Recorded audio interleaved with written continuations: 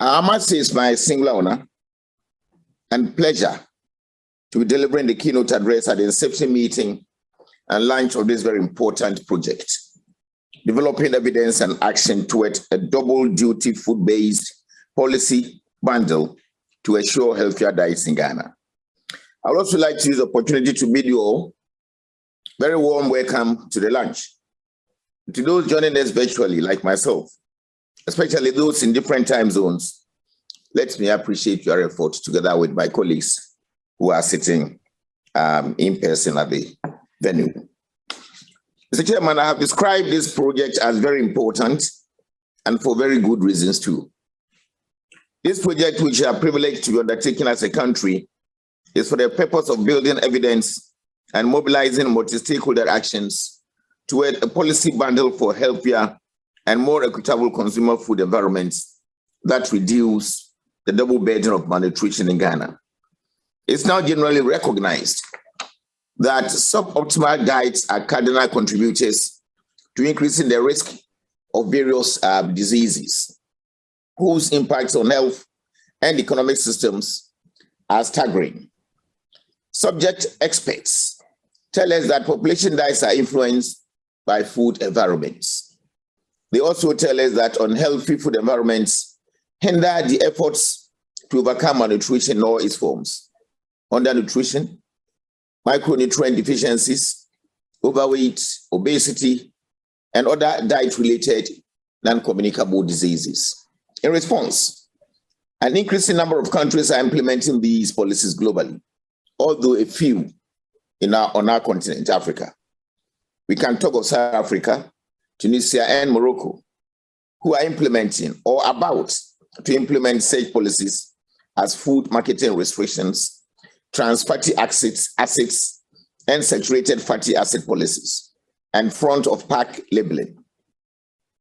It is very pleasing to me because Ghana is just about going to be a part of this historic initiative.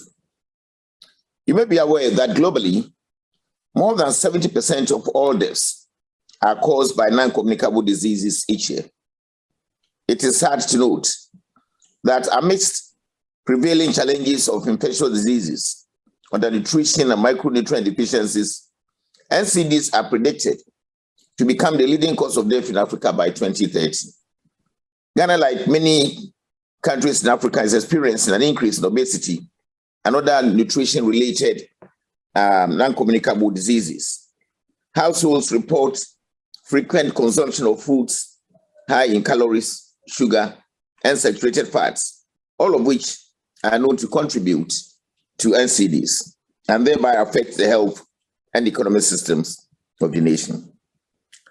As population diets are influenced by food environments, improving food environments that ensures that the healthy food option is always the easiest or default option in Ghana is therefore critical if we want to accelerate the reduction of nutrition-related NCDs. This calls for advancing nutrition-specific and sensitive interventions and promoting a multi-stakeholder approach. Distinguished ladies and gentlemen, since independence in 1957, Ghana has demonstrated commitment to addressing malnutrition challenges, particularly food insecurity and undernutrition.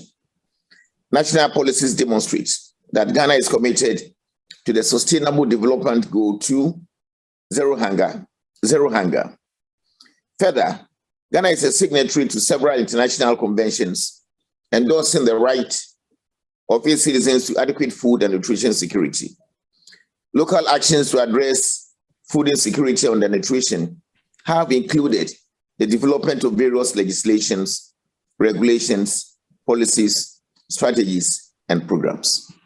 Beginning 2010, efforts to scale up proven interventions for undernutrition as part of the Scaling Up Nutrition movement, and some nascent efforts to combating rising rates of overweight, obesity, and other diet-related NCDs have been initiated. In settings facing the double burden of malnutrition, such as Ghana, responding to these needs require double-duty actions, which is described as actions that address both undernutrition and obesity, and other nutrition-related NCDs, including policy options that create healthy food environments. The government of Ghana is gradually responding to these identified needs. In recognition of the growing burden of NCDs, Ghana in 2012 published a national NCDs policy and accompanying strategy. A revised version of the policy recognizes interventions which includes regulating advertisement of unhealthy foods and non-alcoholic beverages to children, limiting the level of trans fats and salt in industrially processed food, as well as food-related health taxes. In 2019, an interministerial dialogue produced a government consensus statement that acknowledged the value of improving Ghanaian food environment to deliver healthy diets and better nutrition. Her Excellency, the First Lady, Rebecca Akufo-Addo, Her Excellency Rebecca Akufo-Addo, speaking at the dialogue, urged for a radical transformation and repositions the Ghanaian food system from feeding the population to nourishing them, thus acknowledging the need to focus on the nutritional quality and not just the quantity of food available on the table. Mr. Chair, we recall sometime last year in September at the historic United Nations Food System Dialogue Summit, where His Excellency Nana Addo Dankwa Akufo-Addo, on behalf of the government of Ghana, made solemn commitments to improving its food environment by implementing, among others, a food-based dietary guideline and a nutrient profiling system to facilitate the implementation of a set of food-based policy banded for Ghana. Therefore, we have a national commitment to uphold. I am confident that the condition of government, coalition of government agencies, academia, and civil society through the Healthier Diets for Healthy Lives project will help Ghana realize these commitments ahead of 2030. The launch of this project clearly testifies that the government is serious in creating supportive food environments that ensures healthy diets. We are committed as leaders of health institutions to improve the health and nutrition of the population, and we will not stop or allow mediocrity in making decisions aimed at improving food environments for people, regardless of their locality, race, gender, and socioeconomic status. Distinguished ladies and gentlemen, it is my hope and expectation that this project brings new ray of hope, where populations will be empowered to make healthier choices and reduce levels of overweight, obesity, and NCDs. Millions of people will have access to safe and nutritious foods. Nations would see investment in nutrition as the bedrock of economic and social development, will implement their food environment and health strategies more efficiently, and global development partners will see rapid progress towards the Sustainable Development Goals, particularly Goal 3.4, which targets the reduction of premature mortality from non-communicable diseases by 1/3 through prevention and treatment by 2030. Mr. Chairman, on behalf of the partners of this project, I stand here to welcome the establishment of the Healthier Diets for Healthy Lives project. The project, understand, has objectives which include developing, validating, and building consensus for a fit for local purpose nutrient profiling system that allows for open, transparent categorization of foods and the determination of how policies will apply to locally available foods in Ghana. Generating and synthesizing gender-responsive evidence of the impacts of policy actions aimed at equitably shifting the relative price, availability, procurement, and marketing of healthy and unhealthy foods. Facilitating understanding of pathways for effective policy adoption, implementation, and monitoring of outcomes for changing consumer food environments. Mobilizing and strengthening capacity of a coalition of public, private, and social sector stakeholders critically to the effective development and implementation of evidence-based food environment policies.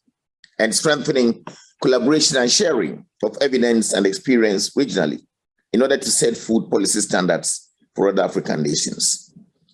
As the project is being launched, we want to assure you that we will do everything possible to support this project and promote equity, good health, and better nutrition. We will strongly make healthy food environments a priority. Distinguished ladies and gentlemen, ensuring healthy lives and promoting well-being for all at all ages is not meaningful if healthy food environments is not a priority. I think we will work with key stakeholders across the globe in implementing the 4 work packages and maintain international momentum. We are grateful for the support countries get from development partners, especially the Rockefeller Foundation and the International Development Research Center, IDRC Canada, funders of the HD4HL project. It is my sincere hope that together we will all continue to support and to sustain the development and implementation of the double duty policy bundles to improve diets. Let us make this project as strong as possible, develop practical way forward, see to the implementation of the policies, develop practical way forward, see to the implementation of the policies, and make all the necessary noise for healthy food environments. Be assured that Ghana will not remain behind. We are determined to be the leader and best practice country for healthy food environments. At this stage, let me again take the very singular honor to declare the Healthier Diets for Healthy Lives project duly launched. After